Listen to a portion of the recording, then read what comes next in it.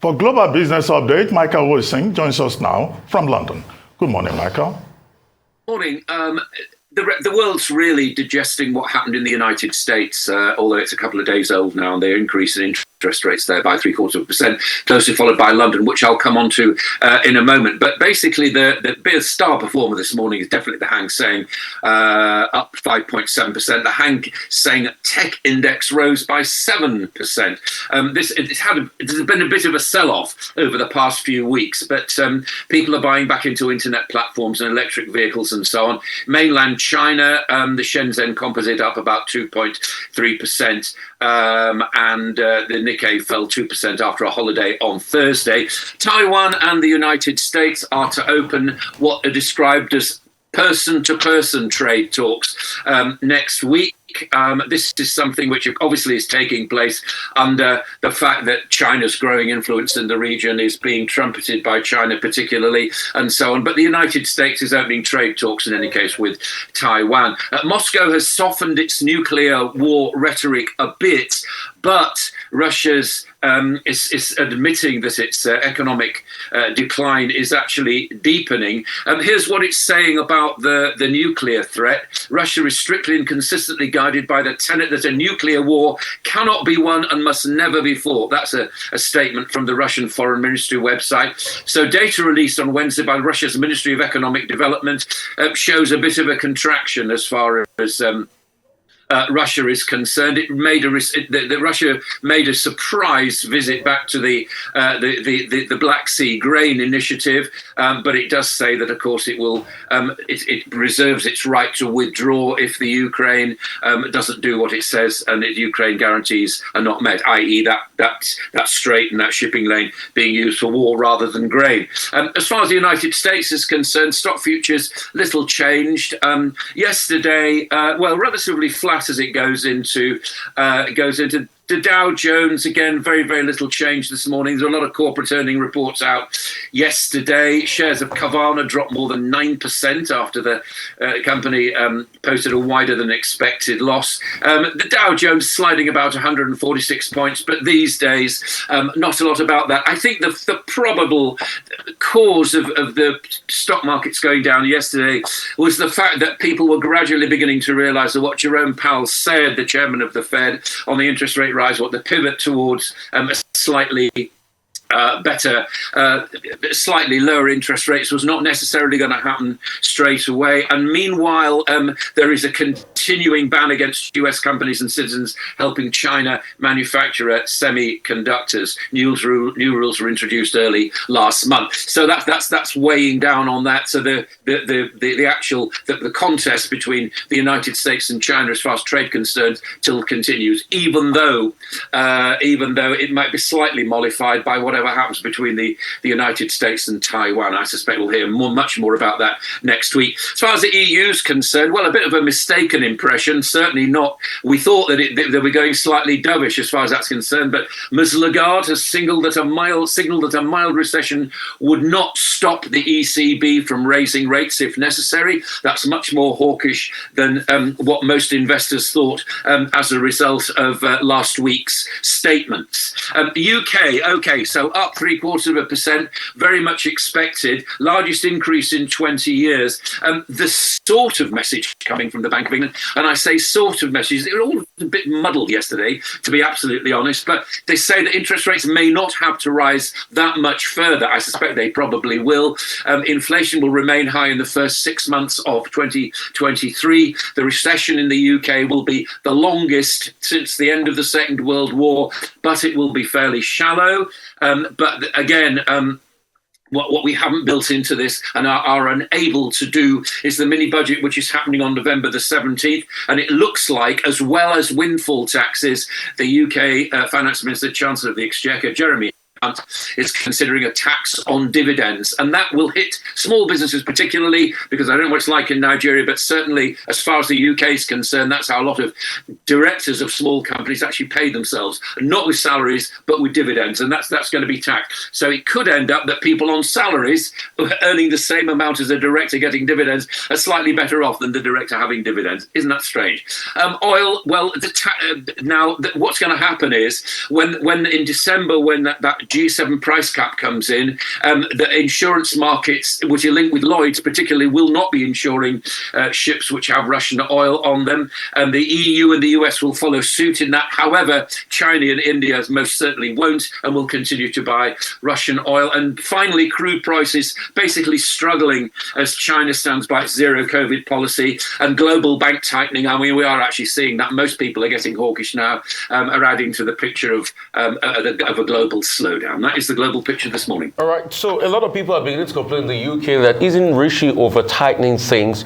You're taxing dividend. You're going one step further now to also increase those taxes that cumulatively will be about 70% to, the oil companies with fund taxes. They came out over the yesterday to say that means they will not be able to make any major investment in the energy sector in the UK. What does that mean for the economy? What's the balancing act here as regards that? And what is even the level of the black hole? Because the problem is, it looks as though Rishi is walking in the dark. Is it that same 50 billion threshold? Or the number is higher that we don't know about? That's why it's making all these buffers and long-term plans and all of that. In the US, it looks as though the Fed is losing the reign of things. And that's why a lot of people are positing that the Republicans might have a big swamp this inflation numbers have not really crept down based on the interest rate rises. It's just gone a couple of percentages down. The American people are still complaining of high inflation. The jobs market is crazy in America. And also, like in the UK, mortgage prices is an all-time high. Even in the EU too, people are beginning to think like the mortgage price would increase. Somebody that pays about 920 euros per year in mortgage will pay about 1,300 euros. What's going on?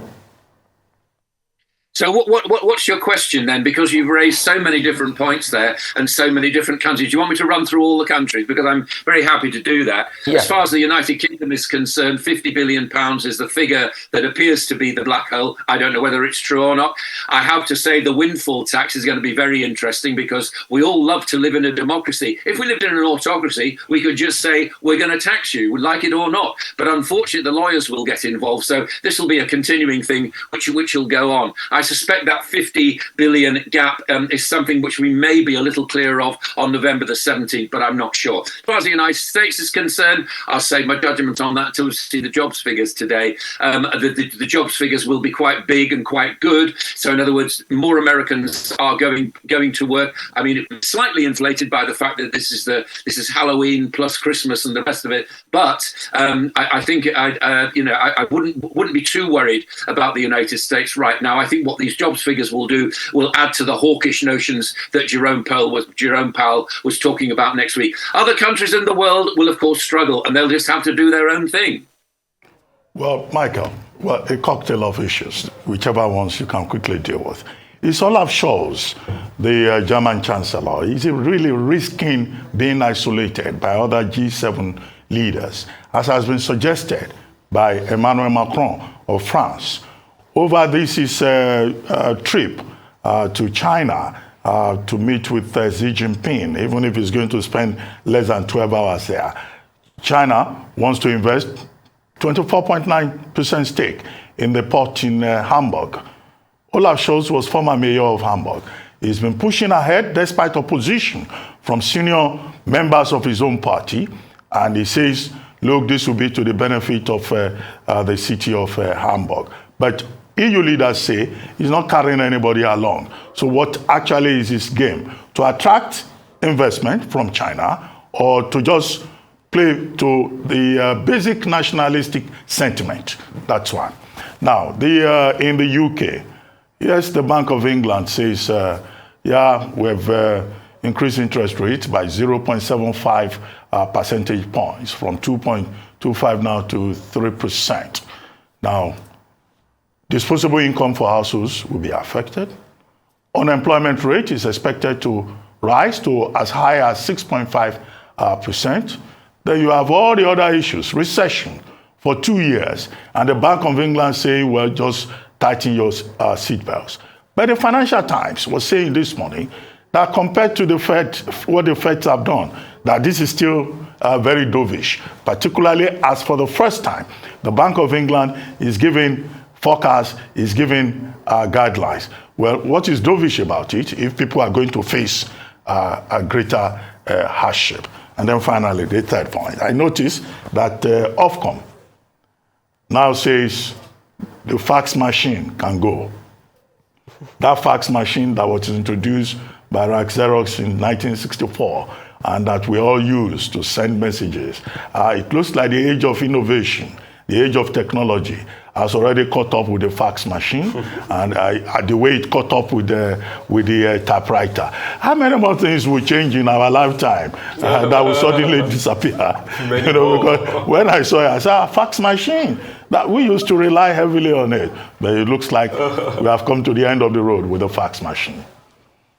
Yeah, we talked about the fax machine a few days ago, didn't we? My comments is exactly the same as it was then. Throw it on a bonfire. I mean, yeah, I think times change. I never worked out how to use them properly. They were more trouble than they were worth, a bit like printers. So printers have got slightly better. Fax machines, out of the window. Thank you very much. Goodbye. No problem whatsoever.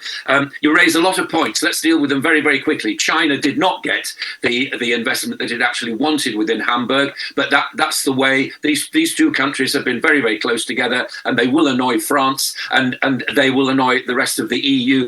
Let's see how the meeting goes between the two leaders today. As far as the Bank of England's concerned, again, the message extremely muddled, quite honestly, from them. The economies are not the same. This is what the Financial Times is trying to say. The United States is very, very different from what's happening in the United Kingdom. And I think Bailey, amongst all the muddled messages yesterday, was relatively right about that. He's not being too dovish. What he's saying is that there will be a recession over 2023, but it won't be that deep. Who knows? I mean, a lot depends on what happens on November the 17th. For example, if that 50 billion fiscal black hole is plugged, then I would have thought by any stretch of the imagination that's going to be relatively inflationary and that'll throw out the targets again. So who knows? We all push our way forward with a white stick, don't we, right now? Well, thank you very much, Michael.